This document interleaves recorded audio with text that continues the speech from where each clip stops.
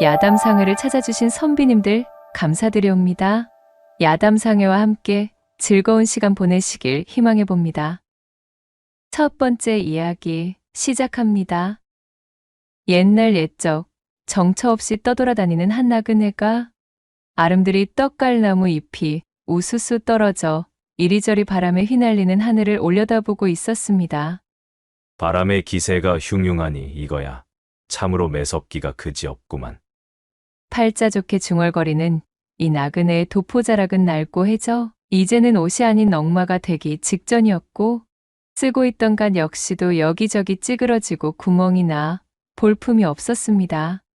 10월 상달 짧은 햇살이 길게 누워버린 스산한 볕을 받아 그늘이 진 그의 얼굴은 꼬깃꼬깃 접어놓은 쌈지 마냥 볼품이 없었지만 희한하게도 그 두 눈만은 총명함을 잃지 않고 형형하여 번쩍이고 있었지요. 이 희한한 나그네의 이름은 풍생으로 그는 관상과 점을 보는 얕은 재주를 지닌 떠돌이였습니다. 그의 밥벌이가 또한 참으로 기고하면서도 재미있었는데 우선 그 첫 번째로 일단 발길 닿는 곳까지 걷고 또 걸어 당도한 아무 주막에나 몸을 의탁하는 것이었지요. 그런 다음 말주변으로 주모를 살살 엮은 후 객방 한 자리에 전방을 차리는 것이 두 번째였습니다. 마지막으로 세 번째는 그렇게 한 자리 차지한 주막에서 오가는 객손들에게 정궤를 내어주며 그 삭스로 숙식을 해결하는 방법으로 지금껏 여행을 하고 있던 차였습니다. 그런 풍생이 이곳 가변 나루터에서 하루 묵을 곳을 찾고 있었지요. 내 물어물어 저작거리를 기웃거려 보니 분명 저 근방 어딘가에 행락객이 당도하는 외딴 주막이 있다는 소리를 들은 것도 같은데. 그는 낮 시간 저작거리를 돌아다니며 들어둔 이야기의 기억을 되살려 발걸음을 재촉하였습니다. 그러는 사이 해가 완전히 기울어 상기슬게 걸릴 즈음이 되자 풍생은 스산함이 남아있는 외딴 주막에 당도할 수 있었지요. 그는 자신의 전매 특허인 굵직하고 침착한 목소리로 비밀스러운 사연을 한가득 품고 있는 선비인양 목을 가다듬고는 입을 열었습니다. 주모, 손님 받으시구려. 풍생이 도포자락을 휘날리며 주막 안쪽으로 찾아들었습니다. 안 그래도 오가는 길손 하나 없어 평상에 앉아 적적하게 곰방대를 빨아대던 주모가 사람의 인기척을 듣고 튀어나와 반갑게 풍생을 맞이하였어요. 아이고, 어서 오셔요. 손이 없어 조용하던 차에 아주 마침 잘 드셨소. 자, 여기로. 응? 어랍쇼? 아니, 어째 우리 나그네님 행색이 쪼매초라한 것이. 미안하지만 방삭순 물론 있으시겠지요? 풍생이 눌러쓴 갓을 슬그머니 올리며 주모 쪽으로 시선을 던지자 여러 사연의 풍파를 맞아 여기저기 건조해지긴 하였지만 제법 젊었을 적의 미모를 지니고 있는 듯한 품새의 여인이 반가운 목소리를 내다 말고 풍생의 행색을 보고는 의심의 눈초리를 쏘아보내고 있었습니다. 풍생은 피식 웃고는 주모에게 엽전 단량을 던지며 말했습니다. 방삭과 저녁 식사, 그리고 탁배기 값이오. 나머지는 주모의 객손 맞이하는 태도가 참으로 형편없어 분발하라는 뜻으로 던지는 내성이요. 내 하룻밤 머물고 가리다. 날씨가 제법 스산해지는 중이니 강에는 군불이나 좀 넣어주시구려. 당시 주막의 평균 숙박 비용이 한 냥에 삼시세끼를 다 챙겨 먹고 어지간한 봉사료를 포함하여 하루를 지내는데도 세 냥이면 충분하였으니 하루 묵고 가는 값으로 단량을 던지는 손님의 등장에 주모는 곧입이 해벌쭉 벌어졌습니다. 어머어머, 이거 제가 귀한 객손을 몰라보고 감히 이리 망발을? 네, 얼른 준비해 드리리다. 풍생의 말이 떨어지기 무섭게 주모는 희죽거리며 말하고는 부엌 쪽을 향해 연이어 소리쳤습니다. 바로 자신의 일손을 돕고 있던 조카 홍군이를 호출하기 위함이었습니다. 예, 홍부나? 갯방에 군불을 넣어놓거라. 주모가 부엌에서 분주하게 저녁 준비를 하는 동안 나그네 풍생은 툇마루에 걸터 앉아 탁배기를 시켰습니다. 이윽고 주모가 소반에 간단한 찬거리 몇 점과 함께 탁배기 한 오리병을 얹어 마루에 내놓았지요. 자, 여기 있소이다. 목이나 시원하게 축이고 있으시오. 내 저녁상은 금방 말아다 넣어드리리다. 줄곧 공을 치고 있다. 오래간만에 객손을 맞이한 주모가 싱글벙글하며 말했습니다. 그러자 풍생은 뭔가 사연이 가득한 얼굴로 크흠 하며 헛기침을 하더니 탁배기가 올려진 소반을 내려다보며 주모에게 이야기했어요. 보시오, 주모. 여기 소반에 잔 하나 더 놓아주시고. 그렇지. 젓가락도 하나 더 놓아주시구려. 그 말을 들은 주모가 매우 반색하며 환한 미소와 함께 대꾸했습니다. 아이고, 일행이 또 한 분 뒤따라오시는가 보지요? 그분도 우리 나그네 분처럼 배포가 크실라나? 신이 나서 엉덩이를 들썩이는 주모에게 풍생은 짐짓 점잖은 목소리로 대답했어요.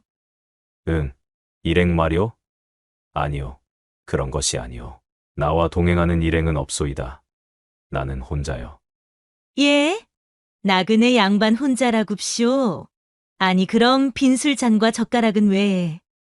이상하다는 듯 물어오던 주모가 대뜸 뭔가 떠오른 듯한 얼굴을 하더니 곰살스러운 웃음을 지으며 치대기 시작했지요. 오라? 그러하다는 말씀입지요? 알겠으다. 잠시만 기다려 보시오. 주모는 풍생에게 곱게 눈을 흘기며 부엌에서 술잔과 젓가락을 들고 돌아왔습니다. 뭔가를 오해한 그녀는 한층 흥이 오른 목소리로 간드러지게 말했지요. 이거야 원. 그렇지 아니해도 목이 칼칼하니 한창 마르던 참이었는데. 나그네 분께서 1인의 사정도 봐주시니 내 함께 대작 상대라도 해드리지. 그리고는 주모가 풍생과 대작하기 위해 술상이 놓인 툇마루에 엉덩이를 걸치며 털썩 주저앉았습니다.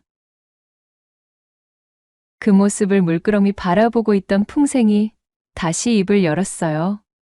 그러시오? 뭐 그것도 괜찮겠지. 거 주모도 술 한잔 하고 싶으면 주모분의 잔과 젓가락을 또 가지고 와 앉으시오.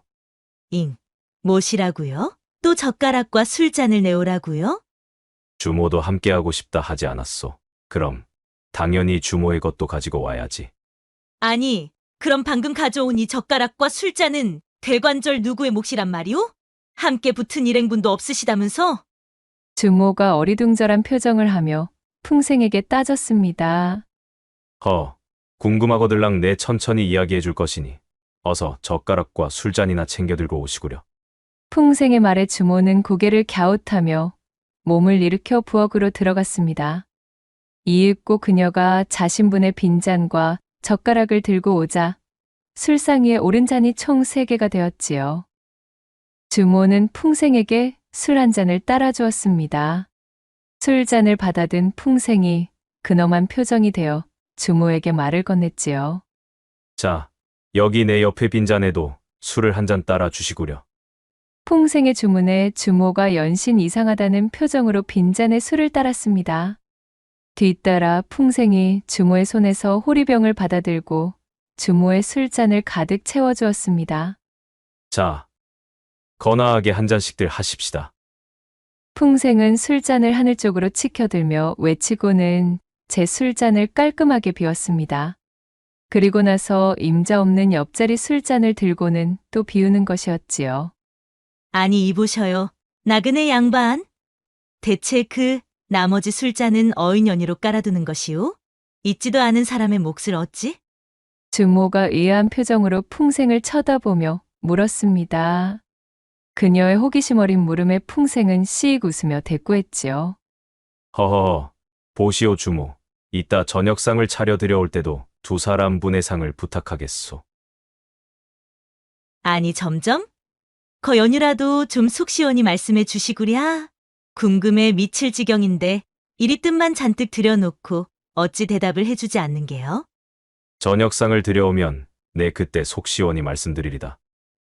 이후 풍생은 아까와 마찬가지로 2 술잔을 번갈아 비우며 탁배기를 해치웠고 주모는 근질거려 못 견디겠다는 얼굴이 되어 소리쳤습니다. 홍분아, 저녁상은 2사람분 지어 올려라. 알겠어요, 이모. 객방에 군부를 지펴놓고 마늘을 다듬던 홍분이가 주모의 부름에 부엌에 들어가 저녁상을 차리기 시작했습니다. 그러는 사이 풍생은 탁배기 두오리병을 기세 좋게 비워내었고 이윽고 몸을 일으켜 객방으로 들어갔습니다. 곧이어 주모가 조금은 기괴한 2명분의 저녁상을 풍생의 객방 안으로 들여놓고 나왔지만 그녀는 도저히 호기심을 참을 수가 없었습니다. 도무지 궁금해서 잠이 안 올성 싶은 것이 아니 되겠다. 대체 아까부터 왜 2명분을 준비해달라 하는지 묻지 않고는 내 속병이 나도 단단히 날 것 같으이. 주모는 다락에서 고이고이 보관해둔 도라지줄을 꺼내들고 풍생의 객방으로 찾아들었지요. 보시오 나그네 양반. 내 정말이지 귀한 객손에게만 한 잔씩 내어드리는 20년 묵은 도라지주요. 어디 그 맛이나 한번 봐보시구려. 주모는 사람 좋은 웃음을 터뜨리며 풍생에게 엉덩이를 붙이고 앉았습니다. 풍생은 살며시 미소 지으며 또다시 빈잔을 가지고 오라고 일렀지요. 주모가 자신의 잔을 가지고 다시 자리로 와보니 이 기이한 나그네가 글쎄 자기 밥을 한 숟갈을 떠먹고는 자리를 바꿔 다른 밥도 한 숟갈을 먹는 것이었습니다. 차려진 찬도 그런 식으로 2명분을 집어먹더니 도라지주도 마찬가지로 자기가 한 잔 마시고는 빈자리로 옮겨가 거기 놓인 술잔을 또 들어 연거푸 마시는 것이었지요. 그 꼴을 가만히 보고 있던 주모가 드디어 참지 못하고 물었습니다. 이보시오 나그네 양반. 대관절 무슨 사연이 있기에 그리 매번 2사람분의 식사와 술상을 받는 것이오? 네, 이것이 궁금하여 도무지 오늘 밤 잠에 들지 못하겠으니 제발 그 연유나 좀 가르쳐 주시오. 주모가 계속해서 조르고 또 조르자 풍생이 마지못해 털어놓는다는 듯 겸연쩍게 웃으며 입을 열었습니다. 허참, 사실 뭐 그리 큰 연유가 있는 것도 아니외다. 그저 어릴 적부터 한 동네에서 한시에 태어나 서당에서도 함께 공부하며 장차 나라를 위해 큰일을 하자던 중마고우가 그만 작년에 이승을 하직하고 말았다. 내 그 친구와 해둔 약조가 있었거늘 약조를 지켜내기도 전에 친구가 먼저 떠나고 말았으니 원통한 마음에 맡기니마다 그 친구의 분을 챙기고 있는 것뿐이라. 여기까지 말한 풍생은 더 이상 말을 잇지 못하고 고개를 늘어뜨렸습니다.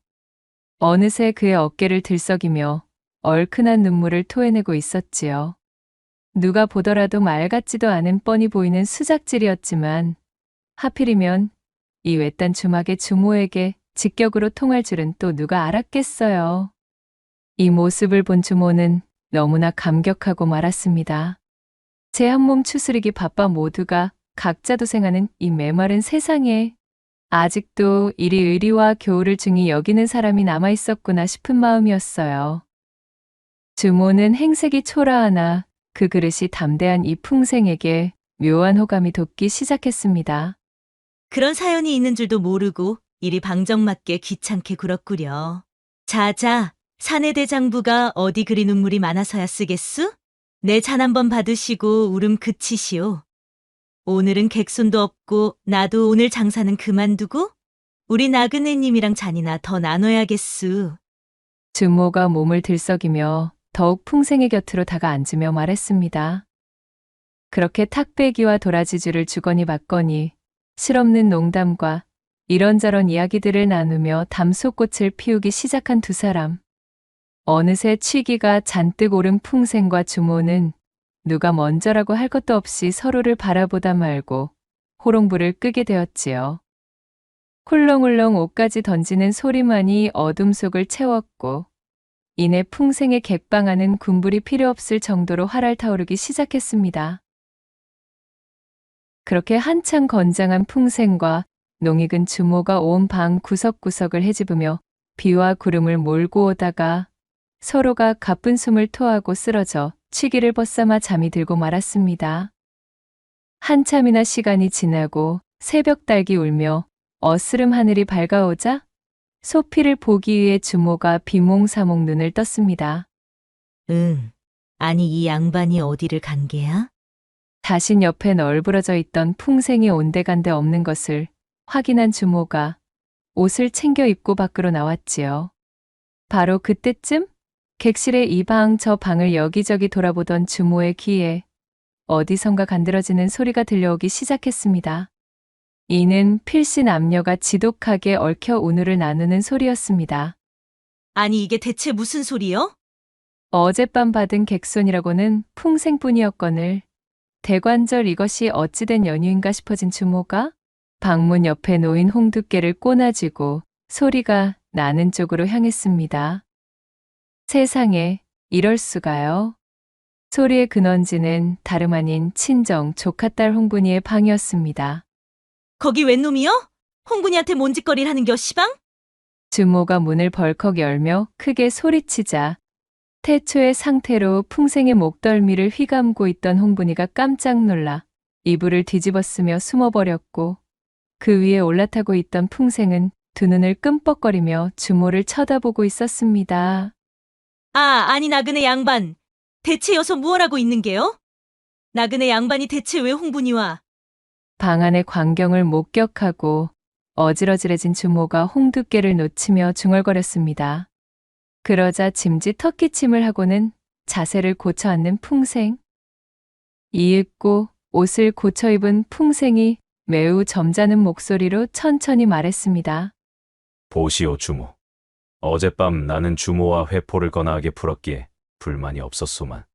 저기 내 먼저 간 서당 친구는 술만 마시고 혼자 잠들어야 하는 신세 아니오?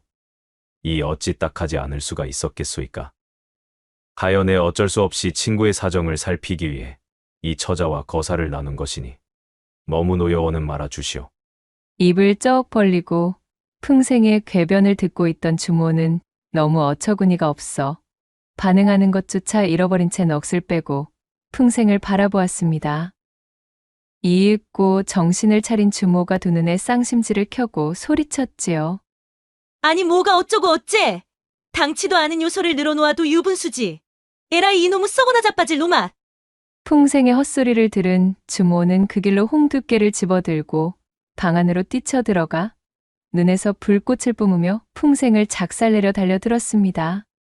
모골이 송연해진 풍생은 벌떡 일어나며 간밤 친구의 사정을 헤아린답시고 함께 지새우느라 아직도 양볼이 발갛게 물들어 있던 홍분이에게 소리쳤지요. 거 처자, 내 친구가 간밤 아주 즐거웠다고 전해달랍디다 그려.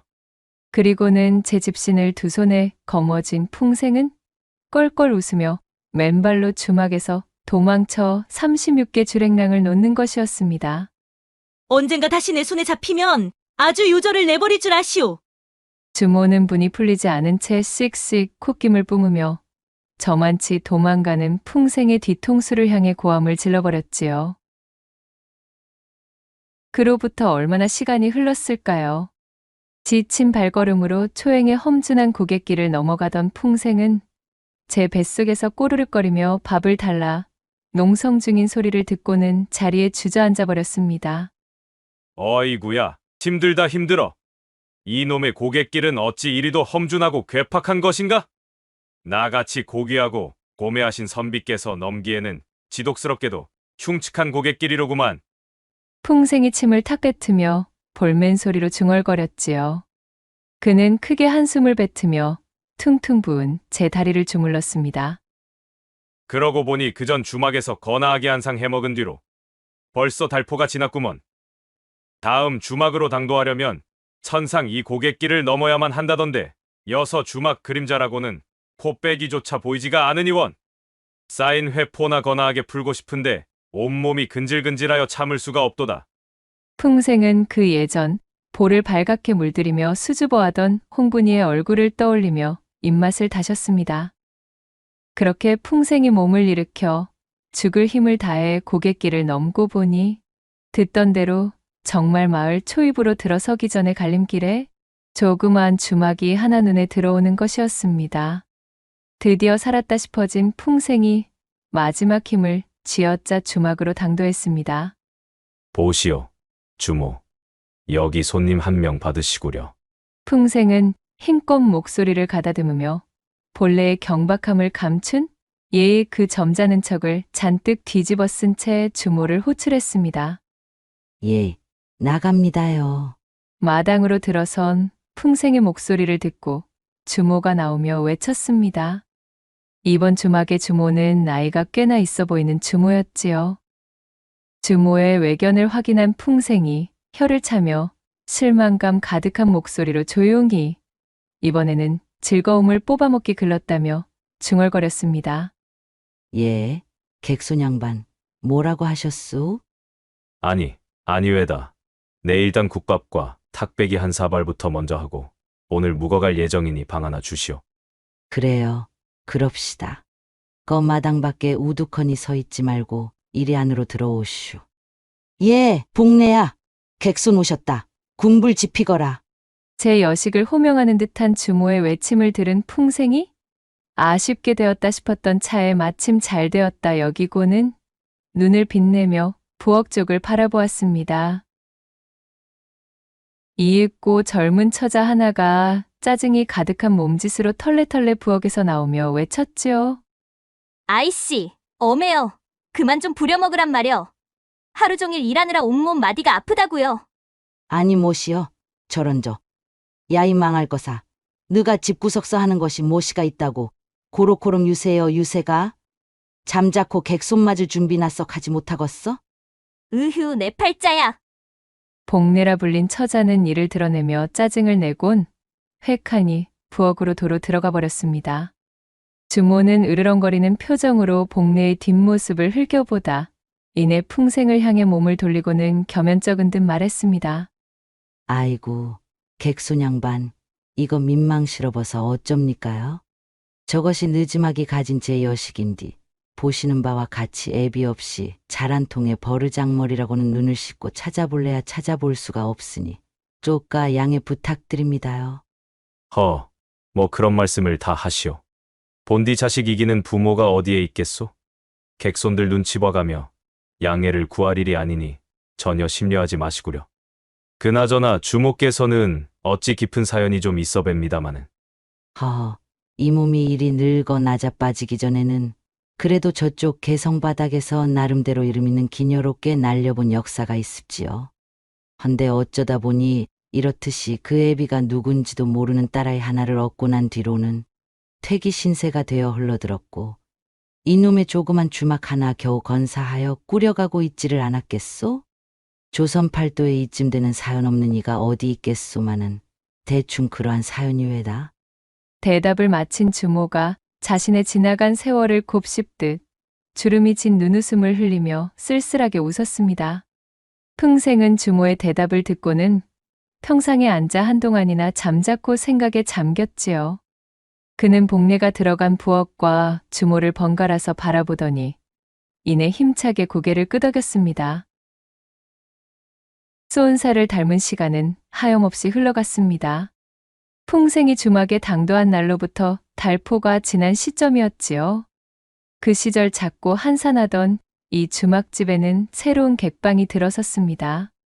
바로 이 주막방의 가장 구석방에 호련히 등장한 자칭 도사 나그네가 자리를 잡은 까닭이었습니다. 두말할 것도 없이 도사의 정체는 풍생이었지요. 그는 이 주막에 흘러들어 늙은 주모의 사연을 들은 이후 이곳에 진을 치고 뿌리를 내린 것이었습니다. 나름대로 그간 여기저기 굴러먹으며 다져온 그의 잔재주가 신통하였기에 그가 봐주는 관상의 정괴나 사주팔자 해몽풀이가 그럭저럭 적중력이 괜찮았던 모양으로 오고 가는 객손들을 상대로 꽤 장사가 되는 터였습니다. 그렇게 이 주막만의 특산물처럼 여겨져 객손들의 이목을 끌자 신이 난 주모가 그를 눌러 앉히게 되었고 그렇게 맨 끝 객방의 장기 투숙을 하게 되었지요. 이것이 나그네 풍생의 입장에서도 제법 쏠쏠했던 것이 제 남편의 바람기가 사주에 깃들어 있나를 알아보고픈 아낙네들이 점을 보기 위해 방문하는 일이 띄엄띄엄 있었습니다. 그리하면 풍생은 아낙들에게 이 핑계 저 핑계를 대고 저주와 애군을 쫓아낸다는 미명 아래 그녀들을 꿰어내 야음을 틈탄 한바탕 주물럭 잔치를 벌일 수 있었던 것이었지요. 다음 날 아침 얼굴이 발갛게 물든 아낙네가 황급히 주막을 빠져나가고 나면 풍생은 배를 두드리며 거하게 한상 차려먹은 얼굴이 되어 만족의 웃음을 내뱉곤 하였습니다. 때로는 탁배기에 취한 손님들이 즉흥적으로 사주팔자를 보고 가기도 하여 풍생은 그럭저럭 돈 품께나 벌고 있었으나 주막집의 숙식비로 주모에게 돈을 내어주는 법은 없었습니다. 주모의 말대로 젊은 시절엔 꽤 이름난 기녀로 이 남자, 저 남자 품에서 그 콧대가 높게 까다로운 노름을 놓았지만 어느덧 세월을 정통으로 두드려 맞아 설이 맞은 호박꽃이 된 신세가 된 그녀였지요. 탁배기를 거르고 국밥을 마는 주막집, 주모의 신세로 전락하게 된 자신의 인생이 참으로 더섭고 귀구하여 한숨만 내놓던 차에 이 기묘한 나그네 풍생의 방문과 함께 주막이 번성하고 또한 몸이 들떠 간지러운 밤이면 자신의 여식 복례가 잠든 것을 확인한 이후 몰래 구석방의 풍생에게로 발걸음을 향하고 말았던 것입니다. 이런저런 사연과 외로움을 토로하던 주모는 결국 풍생에게 몸의 사주팔자를 셈해보는 시간을 가지게 되었고 풍생은 눈을 질끈 감고 이 주모를 몇 번 꾹꾹 눌러준 다음 복채 대신으로 숙식을 해결하고 있는 것이었지요. 그렇게 여느 때와 다름없는 시간들이 지나고 주모의 무남동녀 외동딸 복례가 어느새 이윽고을의 총각과 혼산날을 받게 되었습니다. 딸아이만큼은 남부럽지 않게 시집을 보내고 싶었던 주모는 이런저런 혼수품들을 준비하기 위해 꼭두 새벽부터 분주하게 나룻배를 타고 강 건너의 대장터 고을 저작거리로 나선 터였습니다. 해가 중천에 걸린 점심나절, 주모의 딸 복례가 주모의 부탁에 따라 조촐한 점심상을 차려 풍생의 객방문을 두드렸습니다. 어휴, 귀찮아 죽겠네. 자요, 여기 밥이에요. 얼씨구, 점내야. 변함없이 쌀쌀맞기 그지없는 태도로구나. 어디 그래가지고 밥상이 엎어지겠느냐? 더 힘차게 내려놓아야지. 점례는 풍생을 처음 만난 날 이후로 한결같이 한겨울서리 같은 대바라진 태도를 보여왔지요. 그런 점례가 마치 내던지듯 방바닥에 밥을 올린 소반을 내려놓으며 귀찮아했고 그 퉁명스러운 모습을 본 풍생이 웃으며 농을 던졌습니다. 흥, 되도 않는 소리 마시고 먹고 나서 방문 밖에 상이나 빼두셔요.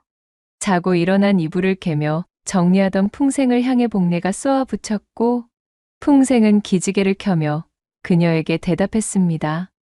오냐 알겠다. 내 그랴마. 그나저나 복례야. 너 시집갈 준비는 끝마쳤느냐? 혼산날이 코앞인데 설마 그 중요한 것을 안 해놨으려고. 무슨 소리여요? 시집갈 준비라니. 그딴 것이야. 지금 엄마가 분주하게 하고 있잖아요. 안 그래도 얼굴 한번 못 본 사내에게 시집가야 하는 판국이라 억장이 무너지는데 지금 누구 놀리시는 거예요? 복례가 눈에서 불꽃을 튀기며 한층 퉁명스럽게 답했습니다. 아이고 이놈아. 내 어미가 열심인 것은 시집가며 가져갈 혼수품의 준비이고 내가 말하는 것은 다름 아닌 첫날 밤을 치를 유키에 대한 교육을 모두 이수하였느냐 하는 것이다. 벌레를 씹은 표정으로 으르렁대던 점례가 풍생의 말에 귀를 쫑긋 세우며 물었습니다. 호기심이 제대로 동한 듯 싶었지요. 뭐시라고요? 아니 대체 그것이 무엇인데요? 저는 난생 신부가 되기 위한 교육 중 그러한 과가 있다는 사실은 처음 듣는 이야기인걸요? 학문이라면 어디 서당이나 다니는 잘난 사내놈들 이야기이지 저 같은 계집에게 가당키나 한 말인가요? 내원 참. 아무리 급하게 치르는 혼사라고 하지만 그래 이 중요한 것조차 가르쳐주지 않았다는 말이더냐? 내 어미도 참 주막의 일만 바빴지. 아주 맹한 구석이 있구나. 복례가 두 눈을 깜박거리며 고개를 갸웃거렸습니다. 한껏 분위기를 잡은 풍생이 굉장히 비밀스럽고도 중요한 국사를 논하듯 중얼거리자 복례의 호기심이 한계까지 치달은 것이었지요. 풍생은 속으로 오늘 아주 제대로 걸렸다 싶어진 차였습니다. 그는 조심스레 방문 밖으로 얼굴을 내밀어 주변을 두리번거리고는 아무도 없음이 확인되자 복례에게 손짓해 방 안으로 들어오라 이르는 것이었지요. 자, 내 어미에게는 나도 많은 도움을 받았으니 평소 같았으면 이 어디 서당에 진득하니 앉아 돈을 받고 가르쳐주는 신부 수업이다만 내 특별히 내게는 공짜로 일러주도록 하마. 얼굴 한번 보지 못한 신랑이라고는 하나. 앞으로 너와 함께 쭉 살을 맞대고 살 사람인데. 내 말이면 껌뻑 죽도록 만들어 놓아야 너의 남은 인생도 탄탄대로처럼 펼쳐지지 않겠느냐? 그것을 가능케 해주는 것이 바로 이 유키이니라. 풍생이 정자를 틀어안고 연설을 시작하자 그간 풍생을 하찮게만 바라보던 복례의 눈이 어느새 초롱초롱 빛나기 시작했습니다. 자, 모름지기 신부라 하면 말이다.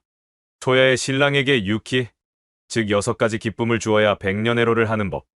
착, 온, 요, 요본, 감창, 지필, 이렇게 6가지 단계를 연습하고 꾸준하니 갈고 닦아야 비로소 좋은 신부감이 될 수 있는 것이란다. 이것을 통달하게 되면 그야말로 시집가서 소방 맞을 걱정은 일절 메어두어도 좋지. 어디 그뿐이겠느냐? 신랑을 내 손아귀에 쥐고 곶감마저 내 마음대로 흔들 수가 있으니 이것은 비기 중에 비기라 칭해도 손색이 없을 것이라 이 말이렸다. 착 뭐라고요?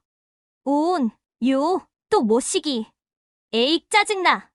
아니 대체 그래서 그 6가지들이 무엇이냔 말이에요. 하나도 모르겠잖아요. 알아듣기 쉬운 말로 다시 알려달란 말이에요. 원 녀석도 참. 그러니까 그것이 우선 첫째로 자기라 함은 그러니까 이 사내의 대들보를. 한창 신이 나서 이리저리 사설을 읊던 풍생의 이야기에 귀를 쫑긋 세워 듣던 복례의 숨소리가 어쩐지 점점 더 가빠지고 있었습니다. 양 볼이 발그스름 익으며 올라오는 모습을 본 풍생이 이쯤 익었으면 되었다 싶어 이를 드러내고 웃으며 말했지요. 이거야 원. 백날 말로 하는 교육에는 모름지기 한계가 있는 법이로고. 어디 그럼 너의 학습 태도가 매우 우수하니 나와 함께 실습을 하면서 차근차근 진도를 나가봄이 좋겠구나. 풍생이 방문을 굳게 걸어 잠그고 옷고름을 풀기 시작했습니다. 치마끈이 해제되는 사이 복례는 기다렸다는 듯 자신의 몸을 풍생에게 맡기고 말았어요. 그렇게 그녀는 풍생에게 깊숙하게 들어오는 가르침을 받으며 오후 늦게 주모가 돌아오기 전까지 각종 방종에 대한 기회를 몸소 터득하게 되었습니다. 그날 이후로도 주모가 혼례 준비로 출타했다 하면 복례는 어김없이 풍생의 객방으로 달려가 유키에 대한 거나한 실습을 받았습니다. 복례의 학구열이 어찌나 뛰어나고 그 배움의 깊이가 솔찬히도 깊던지 그녀의 볼은 제철을 맞은 봉숭아처럼 붉은 빛으로 물들어 헤어나오지를 못하는 것이었습니다. 이것이 차악이고 또 이것은 요. 스승님, 제 말이 맞지요? 이 어찌 훌륭하지 아니할 수 없는 제자인가 그래? 참으로 그 소질이 뛰어나니 이 스승은 한없이 기쁘기 그지없구나. 자, 다음은 감창으로 유감없이 운우의 기쁨을 소리로 표현해보거라. 삐딱한 태도에 쌀쌀맞고 냉랭하던 불량 학동 복례는 어느덧 풍생이 마련한 유키 서당의 우수한 우등생이 되어 사내 하나 혼을 빼먹는 것은 누워서 떡 먹기인 훌륭한 인재로 성장하게 되었지요. 다음 달의 첫 분할, 마침내 복례는 연지곤지를 두르고 시집을 가게 되었습니다. 그리고 대망의 초야를 치르는 시간이 되었고 복례는 그간 탄탄하게 교육받은 풍생의 유키론에 따라 그야말로 신랑을 철저하게 도륙내듯 찜쪄먹게 되었습니다. 그날로 혼이 쏙 달아난 신랑은 가녀린 비명을 지르며 헐레벌떡 신방에서 도망쳐버렸고 도망치는 그 순간에도 마치 면포에 쌓여 쥐어짜진 순두부처럼 모든 기력이 빠져있는 모습이었다는 후문이었지요. 혼인 첫날에 융숭하게 그지없는 기회를 펼치는 바람에 처녀임을 의심받고 소박을 맞아버린 복례가 울며 불며 친정집으로 돌아오자 주모가 연유를 물으며 꼬치꼬치 사정을 캐기 시작했지요. 결국 복례가 모든 사실을 실토하며 풍생의 유키 서당에 대해 낱낱이 고하기에 이르렀으니 아니 뭐야. 내 이놈의 빌어먹을 놈씨를 가만 놔두지 않을 것이구먼. 여식의 고해에 화가 머리 끝까지 뻗친 주모가 묵직한 홍두깨를 잡아들고는 풍생의 객방으로 난입했습니다. 잠에서 덜 깬 표정으로 주모를 올려다보던 풍생은 그녀의 호된 홍두깨 찜질을 벗어날 수가 없었습니다. 그렇게 풍생은 주모의 홍두깨 찜질에 곤죽이 되어 축 늘어져 버렸지요. 주막의 마당에는 풍생이 내던진 단말마가 가득하니 울려 퍼졌습니다.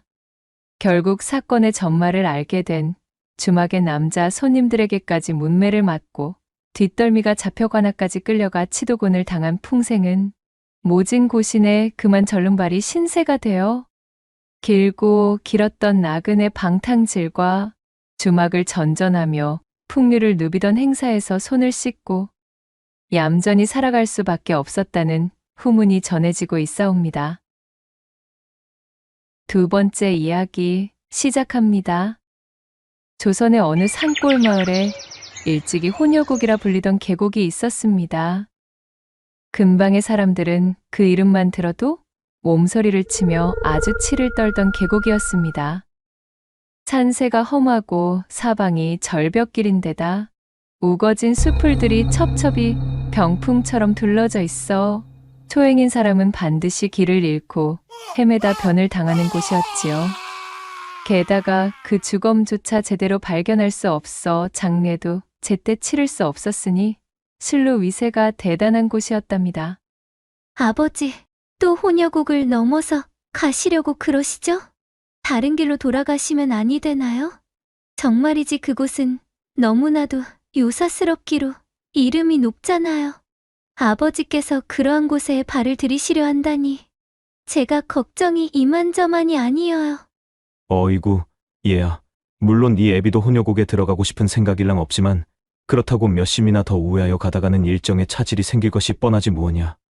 내 최대한 조심하여 장터까지 다녀올 터이니 걱정일랑 말고 집 잘 보고 있거라. 이렇듯 혼여곡을 넘으려는 부모를 둔 집의 자식들은 그 전날의 밤부터 걱정 어린 한숨을 깊게 뱉으며 제 부모들의 안위를 염려하기 일쑤였습니다. 그도 그럴 것이 이 혼여곡을 무사히 빠져나오려면 좋기 40리는 걸어 나와야 했습니다. 요새와도 같은 곳이었기 때문에 산적들도 들끓고 있었고 가장 큰 문제는 바로 대낮에도 나타나는 혼여곡의 상군 호랑이였습니다. 험준한 지형 탓에 착호군들도 쉽게 진입할 수 없었기에 혼여곡의 상군은 고을 사람들에게는 그야말로 공포의 대상이었습니다. 사정은 이러했지만 사람들은 위험을 무릅써서라도 이 혼여곡을 건널 수밖에 없었는데요. 혼여곡 너머에는 이 지역서 가장 규모가 큰 장터가 있었고 또한 각종 생필품을 조달하기 위해서라도 반드시 넘어야만 하는 계곡이었으니까요. 그리하여 이 혼여곡의 초입에는 작은 주막집이 하나 들어서게 되었답니다.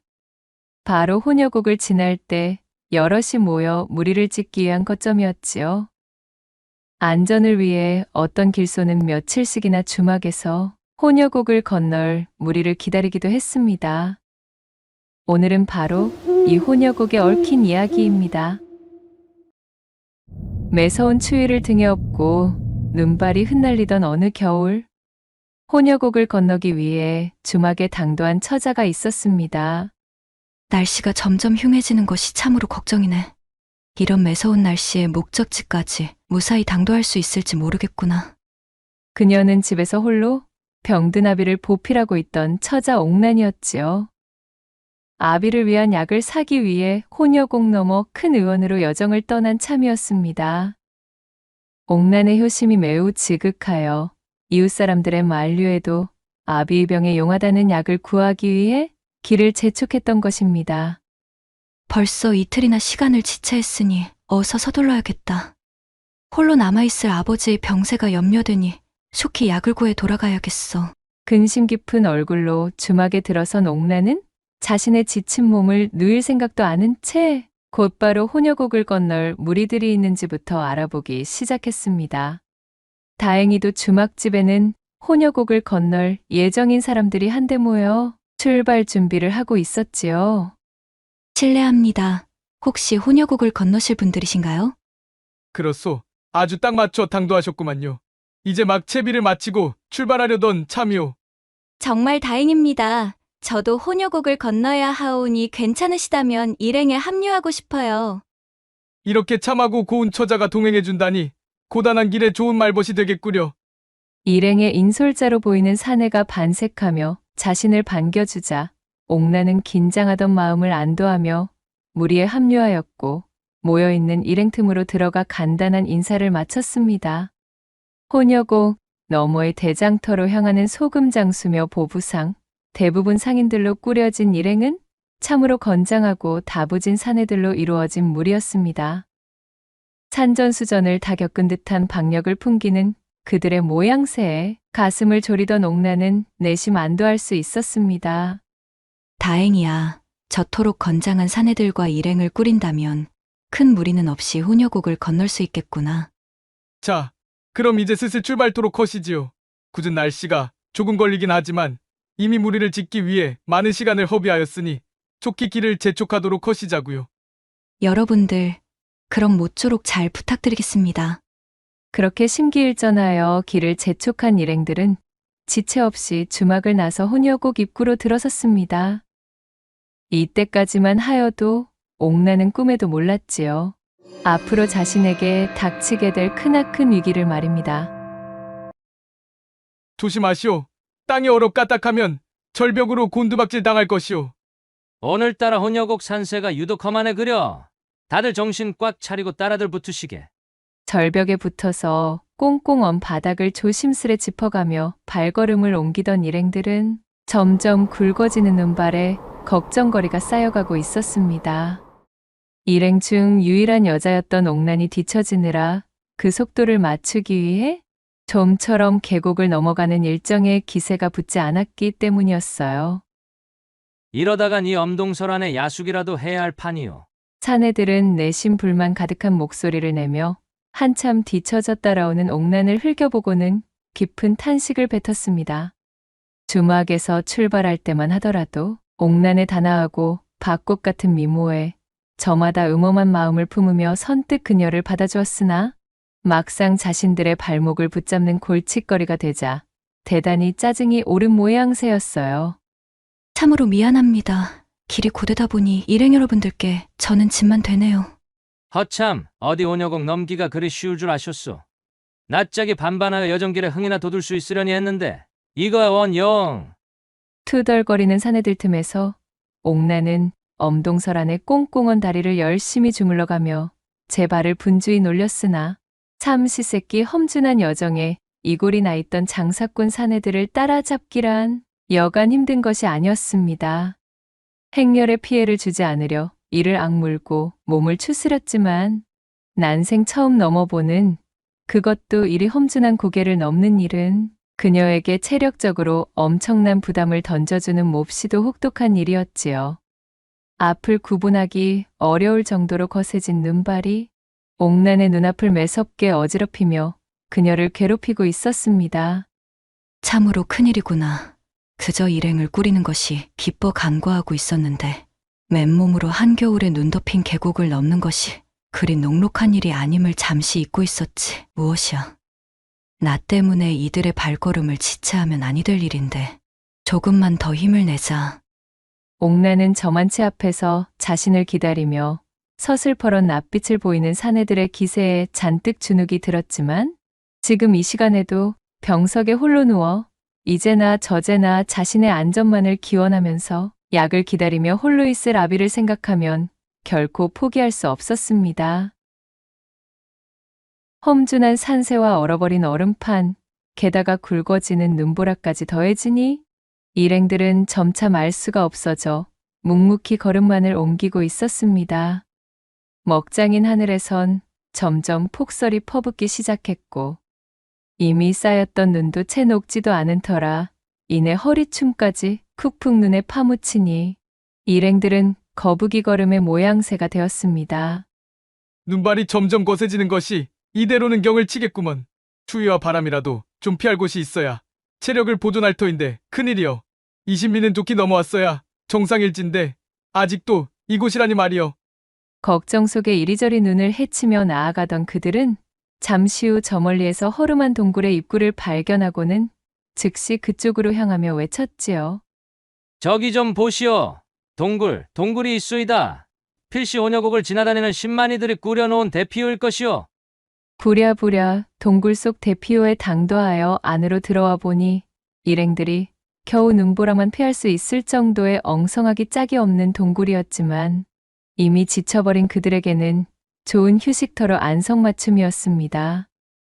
그렇게 일행은 동굴 속에 들어가 모닥불을 지핀 후 릴려드는 추위를 이기고자 몸을 붙인 채 둘러앉았고 이윽고 바깥은 야음이 깔려 한치 앞의 분간도 어려울 정도로 시커먼 어둠으로 뒤바뀌고 말았지요.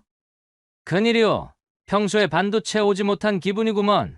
이래서야 어디 제 시간에 혼여곡을 다 넘을 수 있을지 원. 글쎄, 왜 아니겠나? 오늘은 불청객이 끼는 통에 영진도를 빼기가 어렵네 그려.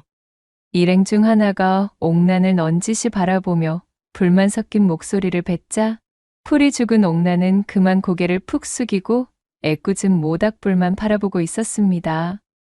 매서운 추위에 얼어붙어 감각이 둔해진 자신의 두 발을 모닥불 쪽으로 살며시 내미려는데 대뜸 새우젓 장수가 그녀를 밀치며 퉁명스레 소리쳤지요.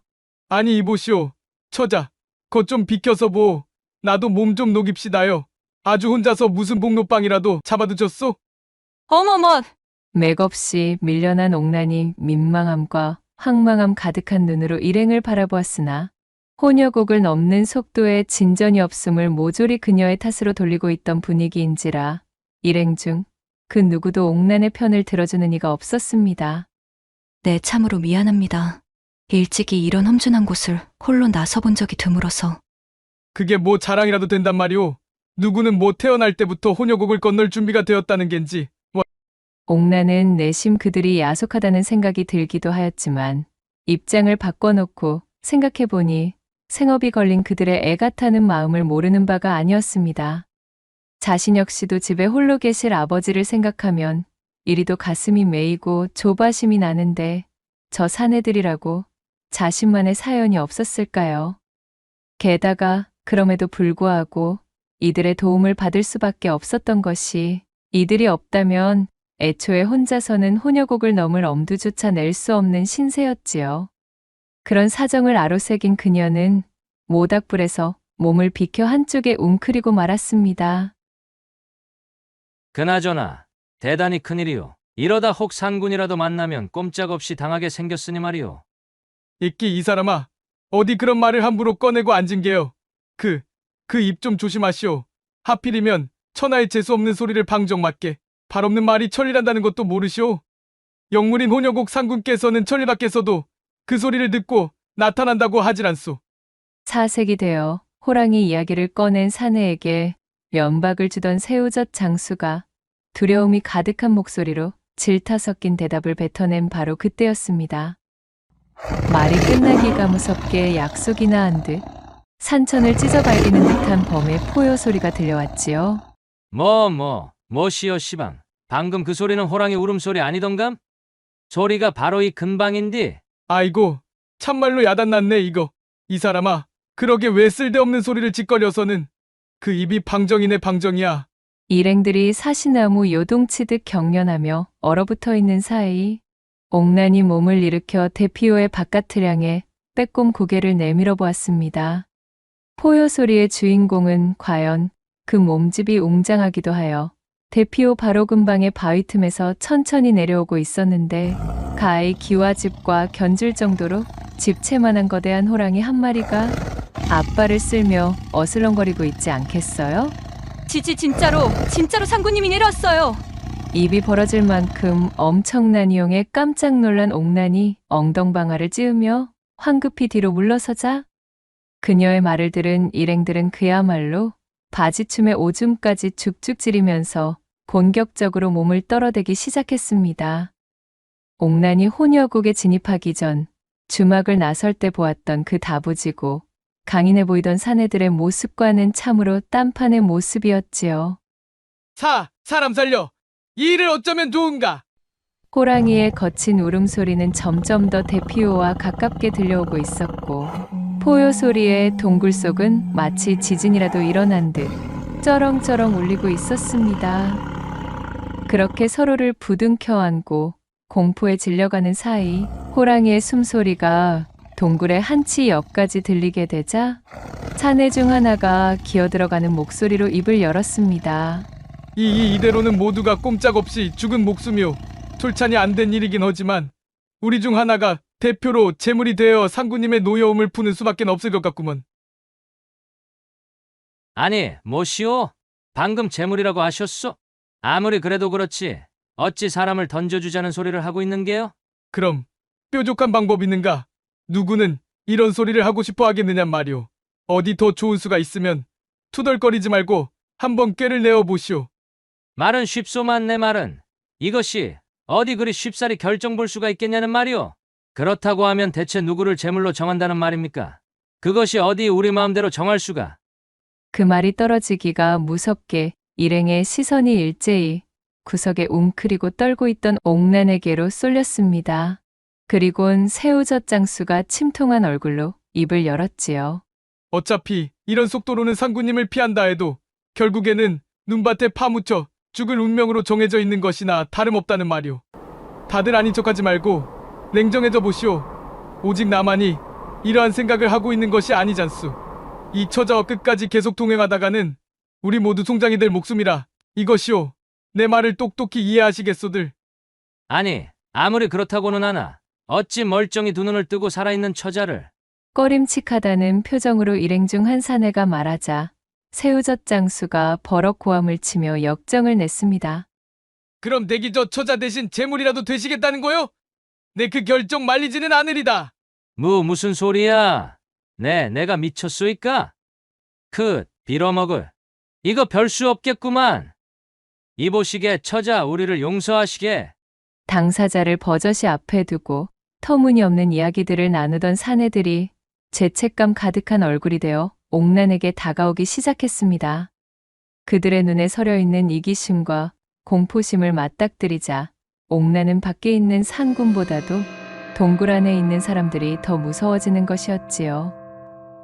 그럴 수가. 안 돼요. 제발 살려주셔요. 여기서 죽을 수는 없어요. 홀로 병석에 누워있는 아버님을 위해 약을 사러 가는 길이었어요. 제가 열심히 따라붙을게요. 제발 저를 내보내지 말아주셔요. 사정은 딱 하네만 우리도 어쩔 수가 없구먼 그래. 참으로 미안하네. 옥란이 사색이 되어 애절한 목소리로 그들의 바짓가랑이를 붙잡고 두 손을 모아 빌어보았지만 안 그래도 혼여곡을 넘는 여정에 꽤나 걸리적거리던 옥란을 이참에 제물로 던져주기로 암묵적인 합의를 본 사내들은 그녀의 목소리가 들리지 않는 듯 했습니다. 게다가 만약 그녀를 향하고 있는 군중 심리의 불똥이 혹여나 자신에게 튄다면 큰일이었지요. 본인의 목숨이 달린 급박한 상황에 일행 중 그 누구도 그녀를 위해 발벗고 나설 수는 없는 상황이었습니다. 그녀는 일행들에게 붙들려 내던져지듯 대피호 밖으로 나뒹굴었습니다. 바닥에 패대기 쳐진 옥란이 새파랗게 질린 채 비명을 지르며 고개를 들자 대번에 호랑이와 눈이 마주치고 말았습니다. 맙소사, 하늘이시여. 옥란은 정신이 혼미하여 그 자리에서 발이 얼어붙고 말았습니다. 어둠 속에 자리한 호랑이의 두 눈은 옥란을 송두리째 집어삼킬 듯 흉흉이 빛나고 있었지요. 이윽고 호랑이가 두툼한 앞발을 움직여 핏기가 가셔 창백해진 옥란의 앞으로 한 걸음 내딛자 끝없는 공포에 사로잡힌 옥란은 그만 털썩 혼절하여 까무러치고 말았습니다. 이윽고 호랑이의 얼굴이 쓰러진 옥란의 몸 코앞까지 당도하였고 옥란은 이제 모든 것이 끝장이라는 생각과 함께 마지막까지 붙잡고 있던 정신줄을 놓쳐버리고 말았지요. 어라, 시간이 얼마나 흘렀는지도 정확하게 알 수 없는 산중의 외딴 곳. 산새가 요란히 지저귀는 소리에 옥란이 화들짝 놀라 눈을 뜨며 중얼거렸답니다. 대체 여기는 어디지? 내가 왜 이런 곳에? 그녀가 눈을 뜬 곳은 큼지막한 암벽으로 둘러쳐진 동굴 안이었습니다. 저만치에서 보이는 동굴의 입구에서 폭신한 아침 햇살이 퉁퉁 부은 옥란의 눈을 어지럽히고 있었어요. 그래, 맞아. 기억이 났어. 분명히 나는 지난밤에 상군의 앞에서 옥나는 간밤 호랑이를 눈앞에 두고 혼절했던 기억이 똑똑히 떠올랐지요. 분명 그 상태로 호랑이에 물려가 죽은 목숨이라 여기고 있었는데 멀쩡하게 살아있는 것이 참으로 신기한 일이었습니다. 정말 알 수가 없는 노릇이구나. 이것이 대관절 어떻게 된 일일까? 그녀가 놀라 황망히 몸을 일으키려는데 무언가 등 뒤에 닿는 포근한 감각을 눈치챘습니다. 흐이! 소름이 돋은 옥난이 황급히 고개를 돌리자 세상에나 이것이 무슨 일이겠어요? 어제의 그 집채만한 호랑이가 글쎄 바닥에 드러누워서는 여지껏 옥난의 몸을 따뜻하게 품고 있던 것이었지요. 아니, 이 호랑이는 분명 도대체 이것이 어찌된 영문인지. 이윽고 누워있던 호랑이가 눈을 뜨고 그 큰 몸을 일으켰습니다. 그리고는 믿을 수 없을 정도로 그윽하고 차분한 눈길로 잠자코 옥난을 바라보기 시작했지요. 이를 본 옥난은 어쩐 일인지 이 호랑이에 대한 두려움이 서서히 옅어지기 시작했습니다. 조심스레 손을 뻗어 호랑이의 턱을 쓸어만지자 호랑이가 낮게 울음을 토해냈습니다. 그 소리를 듣고는 동굴 안쪽에서 앙상하게 마른 암컷 호랑이가 비척거리는 걸음으로 기어나왔습니다. 암컷 호랑이는 옥난 옆에 익숙하게 자리를 잡더니 그녀의 얼굴 앞에다 제 아가리를 크게 쩍 벌렸지요. 어라? 암컷 호랑이의 입안을 살펴보던 옥난이 놀란 감탄사를 뱉었습니다. 호랑이의 입천장에는 사슴에 부러짐 뿔 조각이 박혀있기 때문이었습니다. 세상에나, 가엾게도 이것 때문에 먹지 못하여 이리 앙상해진 것이로구나. 옥난은 암컷 호랑이를 다정하게 쓰다듬으며 말했습니다. 그리하여 호랑이의 입에 팔을 집어넣고 깊게 박혀있던 사슴뿔 조각을 빼내었습니다. 자, 됐다. 이제 음식을 먹을 수 있을 거야. 그렇다고 나를 먹으면 곤란하단다. 알겠지? 그녀의 말에 암컷 호랑이는 크게 포효하고는 기뻐하는 모양새로 옥난의 머리에 제 머리를 부비며 그르렁거렸지요. 수컷 호랑이는 마치 고맙다고 인사라도 하는 듯 그 큼지막한 고개를 위아래로 끄덕거리고 있었습니다. 옥난은 빙긋이 웃으며 그런 호랑이의 등을 쓸어주었습니다. 그렇게 옥난이 호랑이 굴 속에서 매서운 폭설이 그치기를 기다리고 있던 그날 밤, 옥난은 호랑이 부부가 잡아온 고기를 모닥불에 익혀 먹으며 동사하지 않고 따뜻하게 버틸 수 있었던 것입니다. 어느덧 눈이 그치고 날씨가 맑게 개이자 옥난의 곁에 누워있던 수컷 호랑이가 그녀의 앞에 엎드려 고개를 돌리며 으르렁거렸어요. 설마 내 등에 업히라는 소리니?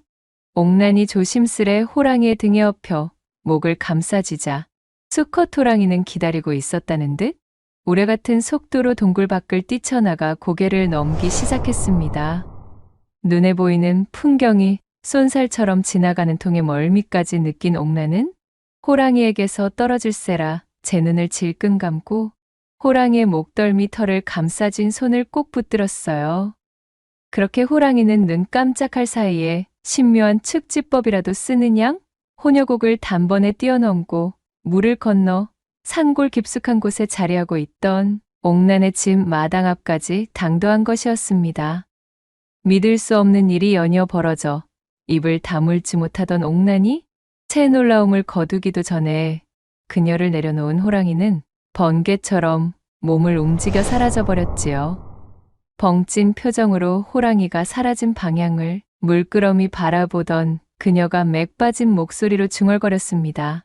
세상에나 마상에나 참으로 신통방통한 일이 아닐 수 없구나. 사람을 잡아먹기로 이름 높은 그 무서운 상군이 나를 이리 살뜰하게 돌봐줄 줄이야. 게다가 집 앞까지 나를 바래다 주다니? 비록 혼혈곡을 넘어 약을 사오진 못했지만 덕분에 엄동설 안에 얼어 죽지 않고 몸을 보전할 수 있었어. 옥난은 한숨을 쉬며 놀란 가슴을 쓸어내렸습니다. 그때 호랑이가 사라졌던 수풀이 바스락대며 갈라지더니 방금 전 그 호랑이가 다시 모습을 드러내는 것이 아니겠어요? 옥난이 놀라 다가가자 호랑이는 그런 그녀의 발밑으로 육중한 뭔가를 툭 떨어뜨리고는 다시 그 모습을 감추었습니다. 오늘 참 저 녀석 덕분에 여러 번 놀라 자빠지는구나. 대관절 호랑이가 떨어뜨리고 간 것이 뭘까? 그것은 다름 아닌 귀하디 귀한 사양이었어요. 옥난이 아버지의 병세를 고치기 위해 혼여곡을 넘어가 구하고자 하였던 바로 그 귀중한 약재였습니다. 맙소사!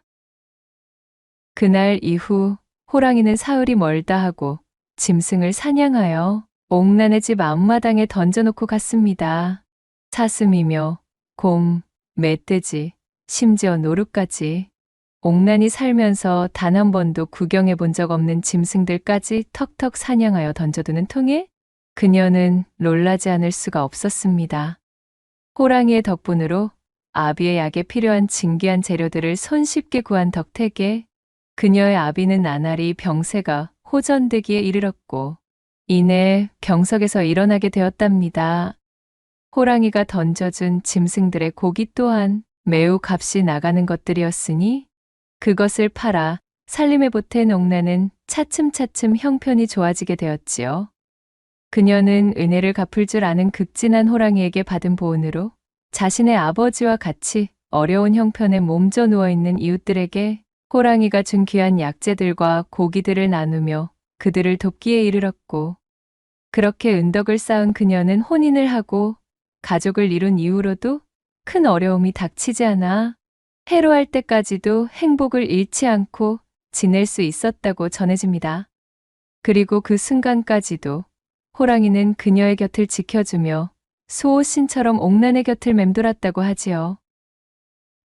한편 다 함께 혼여곡을 건너던 그날 옥난을 대피호 밖으로 매몰차게 내던졌던 나머지의 일행들은 과연 어떻게 되었을까요? 옥난을 내던지고 상군을 물렸지만 그 이후로 밤새 그칠 줄 모르고 퍼붓던 폭설에 발이 묶인 그들은 그렇게 대책 없이 대피호 안으로 밀려든 눈사태를 차마 피하지 못하였습니다. 이듬해 봄, 혼여곡을 덮은 눈이 완전히 녹은 다음에야 얼어붙은 자신들의 주검을 세상에 내보일 수 있었다는 후문이 옵니다. 낭독해드린 이야기가 선비님들 마음에 드셨다면 구독과 좋아요, 댓글로 야담상회를 응원해 주셔요. 늘 잊지 않고 야담상회를 찾아주시는 여러분들 시청해 주셔서 참으로 감사하옵니다.